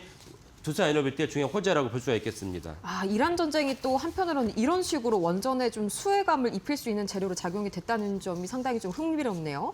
그럼 이제 미국이 본격적으로 좀 SMR 시대를 개막한다고 해석할 수 있을까요? 예, 그렇습니다. 뭐 많은 분들이 아시겠지만 미국이 사실 원전 강국이죠. 원전 강국이었는데 언제 원전을 갖다가 그 가동과 생산을 갖다가 가동을 하더라도 생산을 갖다 중단하게 했던 계기가 쓰리마일 아일랜드 사건이 벌어지면서 쓰리마일 아일랜드 사건은 이제 워싱턴은 아니지만 근교에 있던 이제 펜실베니아에 있던 한 섬에서 아일랜드잖아요. 펜실베니아에서 벌어진 일입니다. 그래서 그 때문에 미국 전역에 야, 더 이상 원전이 안 되는 거 아니야? 이런 인식이 퍼졌습니다. 이게 퍼지다 보니까 그 원전을 갖다 기피하게 됐지만 트럼프 대통령이 등장하면서 야, 원전을 왜 안 하는 거야? 그래서 트럼프 대통령만큼 친원전 대통령이 없습니다. 그래서 테라파워를 갖다가 승인하게 됐는데 테라파워는 이제 한 300메가와트 정도의 SMR입니다. SMR 승인하게 됐는데 제가 누누이 말씀드리지만 웨스팅하우스는 이제 대형 원전에 대한 지적 재석을 갖고 있고 네. 근데 SMR에서는 웨스팅하우스가 뭐라고 말할 끈덕지가 없어요. 그래서 여기에 대해서는 두산에너빌리티가 마음껏 이제 SMR 지을 수 있는 그런 영역도 됐다는 것도 우리에게 중요한 대목인데 그래서 테라파워는 SMR인데 SMR을 승인을 받아서 주기기를 갖다 납품한 것은 두산에너빌리티가 유력합니다. 이런 점에서 SMR을 또 두산에너빌리티 우리나라가 중요하게 보시면 되겠습니다. 그러면 이 두산 에너빌리티가 이 테라파워의 건설에 구체적으로 좀 어떤 측면에서 수혜를 강하게 입을까요? 예. 주기기를 갖다가 납품할 것은 아직 확정은 안 됐지만 이제 네. 그렇게 될 가능성이 높다고 봐야 되겠고요. 그다음에 주기기가 아닌 다른 핵심 설비 자작은 이미 납품하기로 이제 저희가 한번 말씀드린 적이 있습니다. 그래서 원자력 압력 용기라든지 내부 구조물 같은 거는 이미 두산에너빌리티가 납품하기로 했고 그다음에 또 중요한 것이 무엇이냐? 사실 두산에너빌리티가 미국 전역에 있을 SMR도 많이 있거든요. NRC가 처음으로 테라파워를 승인했지만 그거 말고도 이제 엑스에너지도 있고 뉴스케일 파워도 있습니다. 이런 것들에서 여기 주기기를 납품해야 되는데 두산에너빌리티 말고 누가 있겠느냐라고 이제 생각할 수 있습니다. 왜냐하면 이 정도로 대형 원전 갖다 주기적으로 납품을 했고 그다음에 소형 원전도 역시 기술력 갖고 있는 기업을 입장에서 본다면 두산에너빌리티 따라올 기업이 없다라고 볼 수가 있겠습니다. 그래서 이런 테라파워의 NRC 승인은 순차적으로 아까 말씀드린 엑스에너지라든지 그다음에 이제 뉴스케일 파워도 역시 순차적으로 이제 승인을 받고 미국 본토에서 원전을 갖다가 짓게 된다면 두산에너빌리티에 대한 그 전체적인 센티가 좋아지면서 추가로 매출과 영업이익이 올라가겠다라고 말씀드리겠습니다. 네, 그 외에도 이 뉴스케일이나 뭐 엑스에너지 이렇게 다양한 SMR들이 있는데 문제는 우리나라에는 이게 없다라는 게 좀 한 가지 걸리네요. 예, 그게 좀 아이러니하죠. 우리나라가 원전 강국이라고 자부심을 하고 있지만 우리나라 어디서도 SMR을 지켰다 이게 없죠. 그러니까 이 점은 사실은 지금이라도 이재명 대통령께서 하루빨리 결단을 내려서 제일 좋은 것은 사실 평택과 용인에 엄청난 반도체 공장을 짓는데 여기에 그러면 또 대규모의 전력이 필요합니다. 그러면 경기도에다 SMR을 짓는 것이 좋은데 만약 경기도가 꺼려진다면 충남이라도 지으면은 송배전에 엄청난 이점이 발생합니다. 그런 점을 갖다가 적극적으로 고려해서 이제는 6.3 지방선거를 앞두고 원전을 기피하는 것이 아니고 원전을 적극적으로 수용을 하면서 경기도라든지 충남에 짓게 된다면 우리가 원전 강국으로서 내놓으라 할 수 있는 명실상부한 국가가 되겠다라고 말씀을 드리겠습니다. 네, 이란 전쟁이 예상치 못하게 간접적으로 이렇게 원전주의 훈풍으로 불어오는 그런 두 번째 기사까지 확인을 해봤습니다. 오늘 다시 한번 K 원전주들의 선방을 기대해 볼 수 있는 시점인 것 같고요. 이렇게 조호진 타키온 대표와 함께 오늘도 자세한 투자 인사이트 나눠봤습니다. 좋은 말씀 고맙습니다. 예, 감사합니다.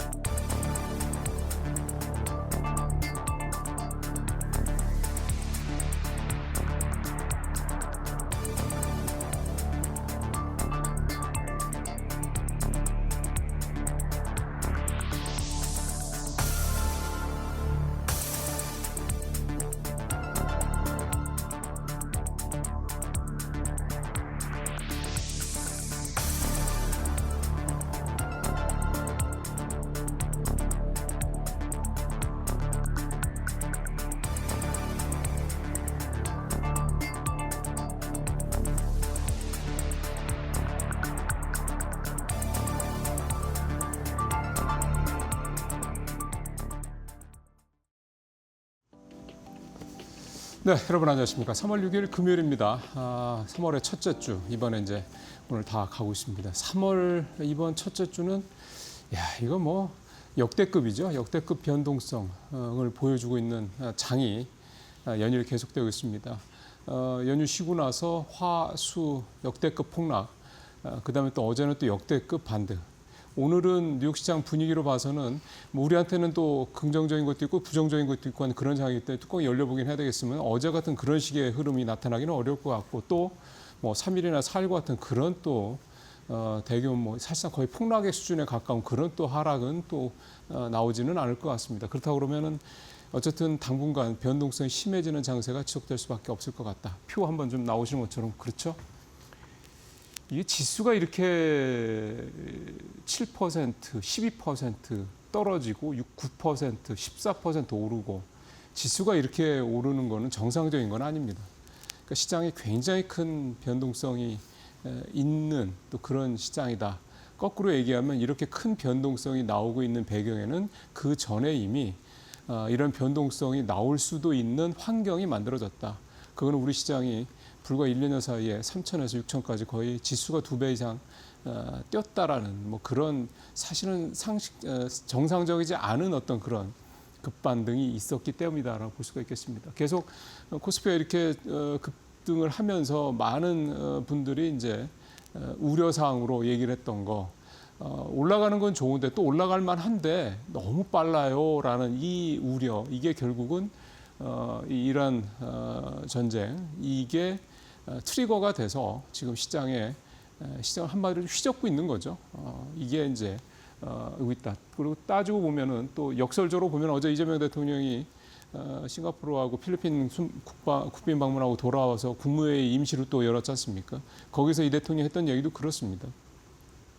변화하는 시기다. 그러니까 뭔가 전환의 시기인 것 같다. 그래서 이번 기회를 오히려 이제 우리나라의 이 경제 구조를 체질을 틀을 바꾸는 그런 전환점. 어차피 엎어진 김에 좀 옷도 좀 털고 옷 털은 김에 좀 빨기도 하고 세탁도 하고 그다음에 뭐 몸도 좀 추스리고 달리고 했으니까 조금 넘어진 김에 좀 쉬기도 하고 그러니까 이런 어떤 발상의 전환이 필요하다는 얘기를 했는데 적절한 표현이라는 생각이 좀 듭니다.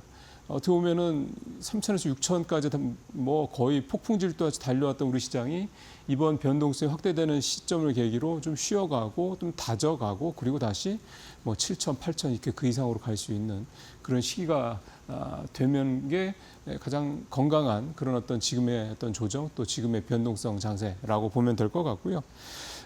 증권가에서도 얘기는 그렇습니다. 시장이 이렇게 급변동하게 만들었던 촉매제, 즉 이란 사태 이게 해결되지 않는 한 또는 완전 해결이 되지는 않더라도 해결 수순으로 돌아가는 게 확인되지 않는 한 이런 변동성은 쉽게 사그라들기는 어려울 것이다. 그리고 이렇게 뭐 아까 표에서도 보던 것처럼 하루에 12%, 14% 이렇게 말도 안 되는 그런 대규모 어떤 폭락 사태 이런 것들이 벌어지고 난 다음에 이런 후유증이 어제 물론 상당히 우리 시장이 급반등을 하긴 했습니다만 이게 이제 하루아침에 또 금방 또 안정으로 돌아가기는 좀 어렵죠. 사람이 굉장히 열심히 뛰다 보면 숨이 가쁘지 않습니까? 그게 달리기를 멈춘다고 해서 가쁜 숨이 바로 뭐 1, 2초 만에 바로 이렇게 숨이 고라지지는 않습니다. 마찬가지로 시장도 숨가쁘게 달려왔고 약간 이 뭐 숨이 턱밑까지 차오르는 상황이기 때문에 이번 기회에 조금 다지는 어떤 그런 시간을 가져보는 것도 그렇게 좀 마음을 가져가시는 게 좋지 않겠느냐. 변동성은 당분간 지속될 것 같다. 그게 사실 오늘이 또 그렇게 보여주고 있다. 그렇게 좀 예상이 좀 됩니다. 자, 전체적인 시장 상황이 이렇다라는 말씀을 드렸고요. 자, 그렇다면 이제 이런 상황에서 우리가 어쨌든 시선을 좀 돌려볼 만한 주변으로 하나만 바라보다가 그런 것 중에 하나가 이제 밸류업 지수가 되지 않겠냐라는 기사가 되겠습니다. 아주 적절한 시점에 나온 기사가 있다라고 판단이 좀 되고요.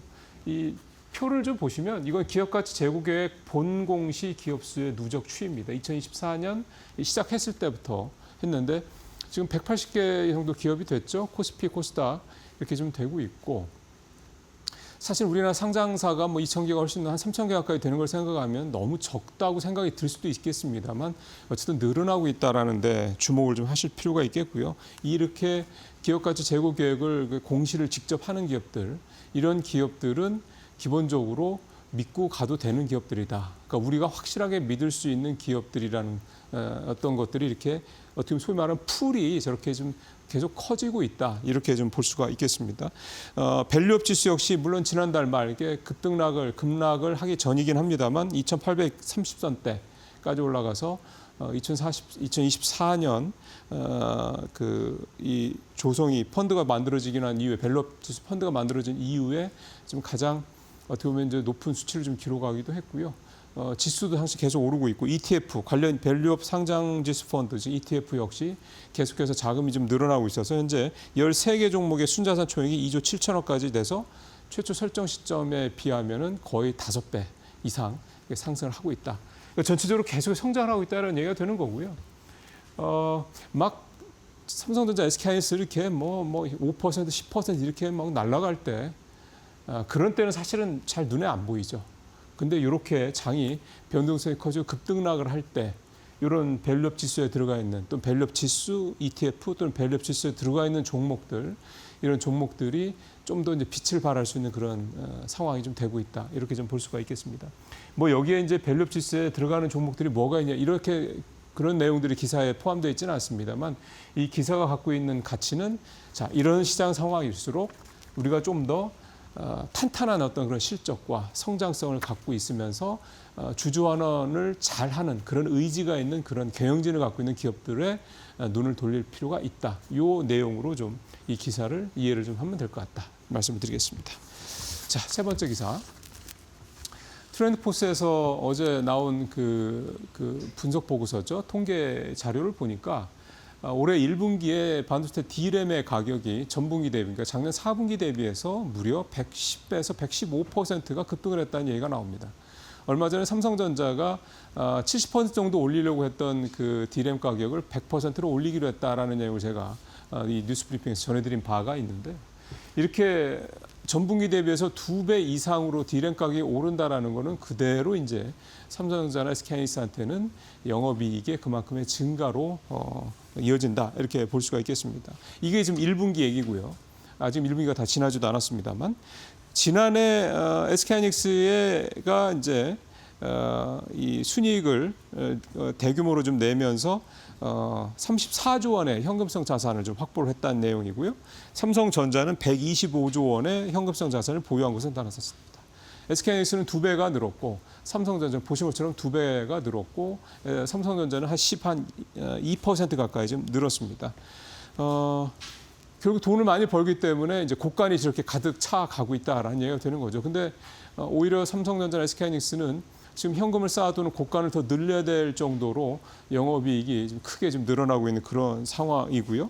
결국은 얼마 전에 말씀드렸던 것처럼 SK하이닉스가 용인에 최첨단 팹 4개를 추가로 좀 건설하겠다. 그래서 21조 원을 이제 추가로 투자하겠다는 얘기 나왔던 거. 삼성전자도 P4 평택 P4 공장에서 P5 공장도 조금 이제 천천히 하려다가 지금 한 6개월 정도 땡겨서 좀 가겠다고 얘기가 나온 것도 다 이제 이렇게 결국 고간에 돈이 가득 차 있기 때문이라고 좀 볼 수가 있겠습니다. 어제 급반등에서 삼성전자, SK하이닉스 둘 다 10% 전후의 그런 반등을 좀 보여줬죠. 물론 그 전에 떨어진 게 더 크긴 합니다만 이틀간 떨어졌던 거를 어제 하루 만에 한 반 정도는 회복을 한 그런 상황이 되겠습니다. 이제 중요한 건 이제 오늘 이유가 되겠죠. 시장이 패닉에 빠졌을 때는 사실은 펀더멘탈은 아무 관계가 없습니다. 그냥 내가 불안해가 던지는 거죠. 이제 그런 상황이 일단 어제 급반등을 통해서 어느 정도 진정이 됐다고 봤을 때 이제 오늘부터가 어떻게 보면 또다시 이제 주도주 또 주도 섹터가 뭐냐 이런 부분에 대한 또 탐색 어떤 그런 게 들어가겠죠. 근데 그러면서 앞에서 말씀드렸던 것처럼 결국은 확실하게 탄탄하게 그다음에 주주환원 이런 부분들이 공통적으로 집결이 되는 그런 기업들 중심으로 좀 시장은 다시 좀 조금 더 요약될 수 있겠다. 조금 더 좀 집중이 될 수 있겠다. 이런 생각이 듭니다. 뭐 삼성전자, SK하이닉스는 또 가장 대표적인 뭐 제가 따로 말씀드리지 않더라도 삼성전자, SK하이닉스 관련돼서는 여전히 공급 쇼티지에 대한 얘기, 그다음에 이런 어떤 흐름이 뭐 당장 올해 또 내년에 해결될 것 같지 않다라는 얘기. AI 수요 이번에 브로드컴 실적에서도 확인할 수가 있었죠. 그런 부분들 뭐 긍정적으로 보는 데서는 뭐 두말할 필요가 없는 그런 기업들이다 말씀드릴 수가 있겠습니다. 자, 마지막으로요. 조선 쪽이 최근에 이 중동 사태 때문에 좀 기대감이 좀 커지고 있는데요. 조금 더 이제 포커싱을 해서 중소형 조선사들이 좀 기대를 한번 갖고 볼 만하다는 내용이 되겠습니다. 화면에서 보시는 건 H중공업의 고속 상륙정. HJ중공업은 그 최근에 그 MRO 미군 그 미 해군의 그 선박을 수리하는 MRO 그 자격도 땄습니다만 원래 이 중소형 선박에 특화된 회사고 특히 이 군함 쪽 이쪽에 경험이 많은 회사입니다. 굉장히 오래됐죠. 그러니까 이 군함 쪽에서 중소형 조선사로서는 HJ중공업, 그다음에 대한조선은 탱커선. 이제 아무래도 이쪽에 좀 긴장감이 높아지니까 탱커선에 그러니까 원유를 싣는 탱커선에 그 수요가 늘어날 것이라는 기대감이 나오면서 대한조선 이 두 회사에 대한 얘기를 좀 담아내고 있고요. 사실은 대형 조선사들은 지금 슬롯이라고 하죠. 이 도크에 그 이를테면 배를 지을 수 있는 뭐 그런 부분들이 좀 거의 다 차 있습니다. 그러니까 이럴 때 이 중소형 조선사들이 반사이익을 좀 받을 수 있다라는 그런 기대감이 있다. 그 내용이 이 기사의 핵심 내용이 되겠습니다. 자, 오늘 여기서 마치도록 하겠습니다. 이번 주 정말 고생들 많이 하고 계신데요. 오늘 마무리 잘 하시길 바라겠습니다. 마치겠습니다.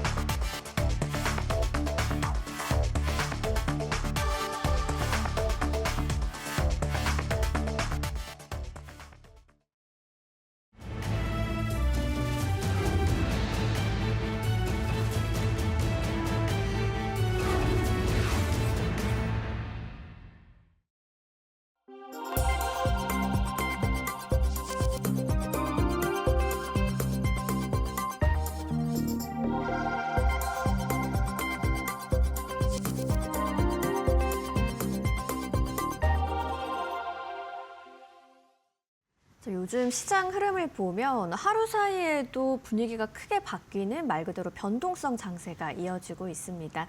오늘은 최근 급격한 시장 움직임의 배경부터 정책 변수, 그리고 반도체와 AR 산업 흐름까지 짚어보겠습니다. 이영훈 IM증권 서울금융센터 이사님과 이야기 나눠보겠습니다. 어서 오세요. 네, 안녕하십니까. 네, 먼저 밤사이 뉴욕 증시부터 한번 짚어볼 텐데요. 이란 유조선 공격 소식이 전해지면서 주요 지수가 일제히 하락을 했습니다. 간밤 미국 시장 흐름 어떻게 보셨어요? 네, 그게 가장 크게 일단 시장을 좀 장악한 것 같고요. 네.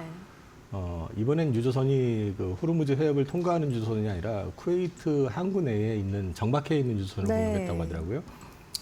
그래서 이제 그 부분에 대한 이제 우려감이 유가를 자극을 해서 유가가 지금 아마 배럴당 80불이 넘어선 것 같은데요. 맞습니다. 이제 이렇게 되면은 결국 이게 구조화되기 시작하면 또 인플레이션을 건드릴 가능성이 있다는 그렇죠. 점. 그다음에 이제 이게 결국은 호르무즈 해협을 통해서 통과되는 원유 수송 비율이 전체 총 수량의 한 30% 이상이 되기 때문에 특히 네. 그게 동아시아 지역 쪽에 몰려 있기 때문에 이제 이런 부분들에 대한 우려감 이런 것들이 같이 작용을 한 반면에 빅테크 쪽에서는 어저께 이제 그 장전에 브로드컴 실적 잘 나갔고요. 네. 또 끝나고 나서 보니까 또 마벨도 잘 나왔고 네. 사실은 엔비디아도 잘 나갔는데 엔비디아가 잘 나왔을 땐 제가 빅테크 주식 다 빅테크가 가지고 있는 돈을 다 뺏어 먹는 거 아니냐. 네. 그러면 어떻게 될 것 같아? 이렇게 걱정하더니 얘네들이 잘 나온 거는 실적 잘 나온 걸 또 인정을 해주더라고요. 네. 그래서 어쨌든 빅테크가 시장을 좀 방어해주는 역할 해줬다라는 정도로 이제 보면 될 것 같고요. 아주 작은 섹터긴 하지만은 여행업종에서 온라인 플랫폼 쪽이 네. 그 AI가 모든 걸 장악하게 되면은 여행 플랫폼들이 좀 어려워질 거라고 봤었는데 네. 노무라에서 그렇지 않다. 오히려 여행 플랫폼 쪽이 더 활성화될 가능성이 있다는 얘기 때문에 그쪽이 좀 특이하게 10% 이상 올랐던 맞아요. 거. 그 정도를 특징으로 볼 수 있을 것 같습니다. 맞습니다. 유가 급등이 또 인플레이션 우려를 불러온 상황이었고 지정학적 리스크가 좀 부각되면서 투심이 위축됐는데 뭐 브로드컴 실적 잘 나오면서 급등했고요. 여행주 쪽으로도 좀 좋은 이슈가 있었다라고 좀 정리해 보겠습니다. 자, 이제 국내 시장 얘기도 좀 해봐야 될 텐데 상당히 좀 요동을 치고 있습니다. 코스피 이틀 사이 급락과 급반등을 오가면서 좀 변동성이 크게 확대가 됐는데요. 지금 시장 상황을 좀 어떻게 해석을 해봐야 좋을까요?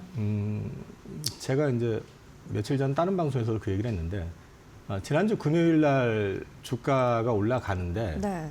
사실은 제가 보유하고 있는 포트는 역대 최고를 기록할 정도로 좋았어요. 그렇군요. 그런데 마음은 불편했습니다. 네. 그러니까 너무 과하게 네, 올라가는 네. 느낌? 근데 올라가는 게 좋기는 한데 왠지 모르게 찝찝했었거든요. 그래서 이 과열을 이게 무한정 갈 수는 없는 거였는데 그래서 제가 이제 그 주말을 이용을 해서 이란 피격하기 전에 네.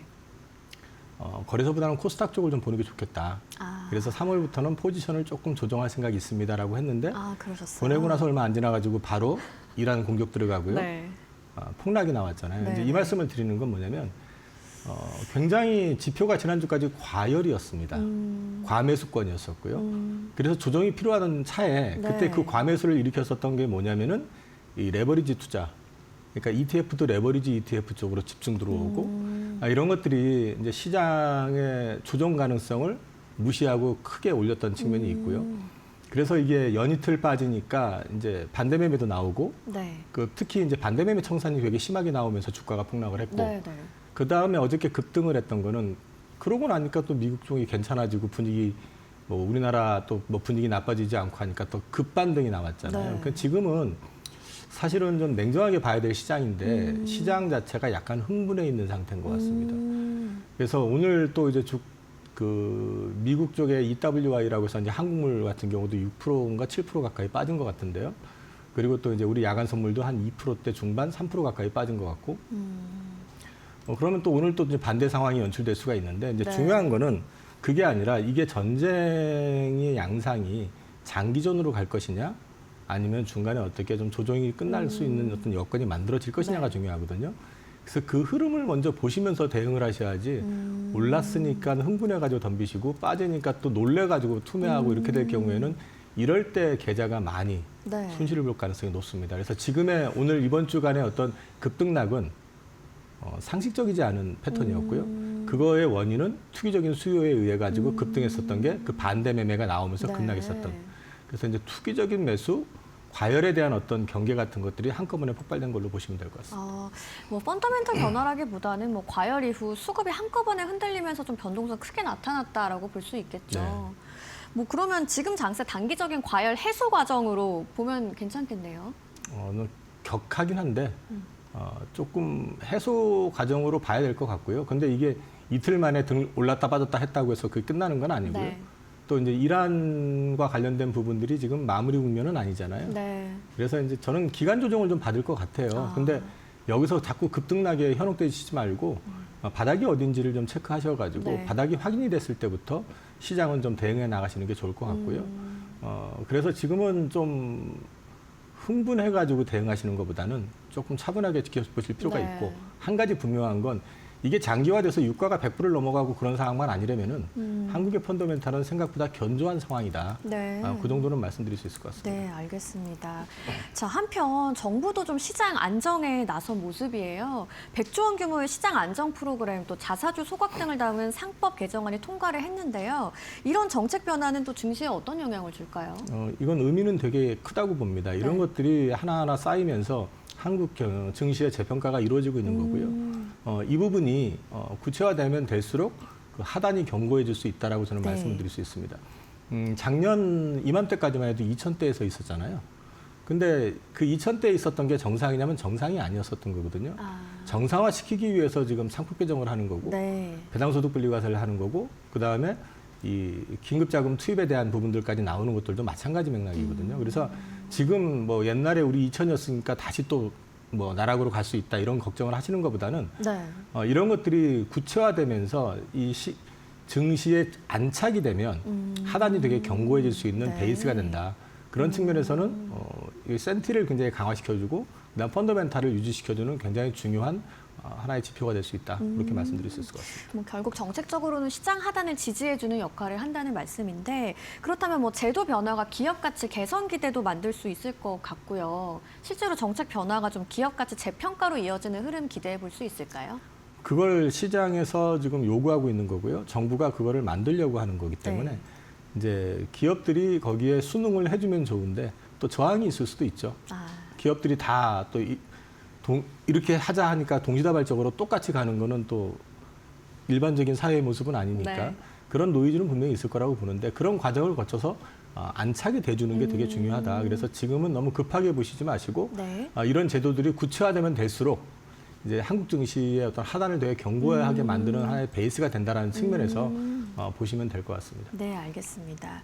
자, 오늘 또 요즘 시장을 보면은 뭐 역시나 반도체가 중심이 되고 있는데요. 삼성전자와 SK하이닉스가 뭐 지수를 끌어올리고 있습니다. 지금 가격대에서는 투자 전략을 좀 어떻게 가져가면 될지 많이 궁금해하실 것 같아요. 중기적으로 보면은 저 개인적인 생각은 네. 반도체 쪽의 어떤 흐름 자체가 이렇게 해서 마무리될 것 같지는 않거든요. 여전히 투자는 더 돼야 되는 상황이고요. 네. 그리고 AI 그 전쟁에 있어서 전쟁이라고 표현할지 모르겠지만 AI 사이클에서 주도권을 지금 누가 장악했는지 아직 구체적으로 AI의 패권을 누가 가져갔는지 확인이 안 되고 있는 상태죠. 그러면 그 업체들마다 내가 앞서 나가기 위해서는 계속 투자를 할 수밖에 없습니다. 네. 자꾸 이제 그 IT 버블 때처럼 이 투자를 과하게 하는데 나오는 게 없기 때문에 결국 이러다가 꺼질 것이다라고 생각들 하시는데 그때는 사실 돈을 벌지도 못하는 회사들이 어떻게 돈을 벌 거라는 비전 제시도 없이 투자만 갔었던 건데 지금은 돈을 많이 버는 회사들 중심으로 투자가 이루어지고 있고 네. 그다음에 AI를 통해 가지고 매출이 어떻게 구체화될 것인지에 대해서 그림들이 그려지고 있거든요. 그러면 지금은 여기서 포기하는 회사는 사실은 낙오될 가능성이 높기 때문에 투자는 지속될 가능성이 높다. 그리고 한 가지 보셔야 되는 거는 네. 소버린 AI와 관련된 것도 여전히 기회가 남아 있다라는 거고요. 거기에 더해가지고 하나를 더 붙인다 그러면 네. AI 하드웨어 쪽에 투자를 하게 되면 그걸 확산시키기 위해서는 디바이스 쪽으로 투자가 들어가야 되겠죠. 네. 그 디바이스라고 하는 거는 휴머노이드가 될 수 있고요. 그 다음에 자율주행 같은 이런 AI가 접목이 된 새로운 어떤 산업의 형성이라 할까요? 육성이라는 게 이제 나올 수가 있거든요. 네. 그런 것까지 놓고 봤을 때 거기에서 핵심 키워드는 뭐냐? 칩입니다. 칩. 그래서 저는 여기서 조정을 받을 수는 있어도 결국은 저는 여기서 끝나는 게 아니라 추가적인 상승 가능성이 있다. 다만 단기적으로는 역시 삼성전자, 하이닉스 단기적으로 주가 급등은 굉장히 좀 많이 올라왔잖아요. 네. 밸류는 싸다고 하지만은 PBR로 보면은 우리가 경험해보지 못한 PBR 영역에 있습니다. 네. 그렇기 때문에 거기에 따른 기간 조정은 좀 필요할 것 같습니다. 그렇지만 그게 끝은 아닐 것 같다. 그렇게 말씀드리겠습니다. 자, 결국 중장기적으로는 매수 관점 가능하고 아직 끝나지 않았지만 단기적으로는 좀 기간 조정을 거칠 가능성 염두에 둘 필요가 있다는 말씀이네요. 네, 그렇습니다. 네, 알겠습니다. 자, 이달 중순에는요, 엔비디아 GTC 2026이 열립니다. AI 반도체와 HBM 관련 메시지가 나올지 좀 시장에 관심이 큰 상황인데 현재 메모리 업계 흐름을 좀 어떻게 보고 계세요? 지금 시장의 주도권을 누가 갖고 있다고 보십니까? AI 쪽에서요? 네. 어, 지금은 가장 쇼티지가 심한 거는 칩, 특히 메모리 쪽입니다. 네. 그래서 사실은 그 깐부회동이라고 지난번 에이펙 때 네, 네. 젠슨왕이 와가지고 자기 물건 팔면서 온갖 설레발을 다 쳤지만 네. 그때 와가지고 그 엔비디아 쪽으로 들어갈 그 칩에 대한 거를 수요를 다 그 공급 물량을 다 확보를 했다고 하잖아요. 그렇죠. 그 얘기는 그만큼 지금은 칩의 쇼티지가 심각한 상태라는 얘기고요. 오늘 기사 났더라고요. 베라루빈 쪽으로 그 라인 전환한다는 거, H200 라인을 베라루빈으로 전환을 한다는 네. 기사가 났습니다. 그 얘기는 결국은 지금 사양이 조금 못 맞춰지는 것도 결국 이제 칩 쇼티지 이슈가 있을 수 있고요. 그럼에도 불구하고 젠슨왕이 서두르는 거는 그 GPU 칩 그 시장 내에서의 선두를 또 지키기 위해서 공격적으로 지금 반응하고 있다라고 보면 될 것 같기 때문에 이 부분에 있어가지고 현재 우리나라의 업체들은 최소한 마이크론은 완전히 제껴질 수 있을 정도로 노력을 해가면서 현재의 지위만 유지할 수 있다 그러면 당분간 큰 노이즈가 발생할 가능성은 제한돼 있다라고 저는 생각하고 있습니다. 그러시군요. 뭐 최태원 회장이랑 젠슨왕이 만난 거에도 시장이 되게 또 관심을 갖기도 했잖아요. 뭐 이번에도 만날지 뭐 또 주목을 하는 분위기도 있더라고요. 그거는 저한테 물어보실 게 아니라 SK 홍보실에 물어보시면은. 맞습니다. 네네. 자, AI 메모리 시장에서 기술 경쟁이 좀 더 중요한 변수로 작용할 가능성도 있겠죠, 그러면? 그렇죠. 기술 경쟁. 근데 지금 3사가 기술적인 격차가 생각처럼 크진 않아요. 네. 거의 비슷비슷한 것 같아요. 예전에는 압도적인 삼성의 기술적인 어떤 우위가 있었는데 최근 보면은 이제 뭐 HBM 쪽은 어찌됐든 간에 하이닉스 쪽이 지금 선두로 나가고 있고 네.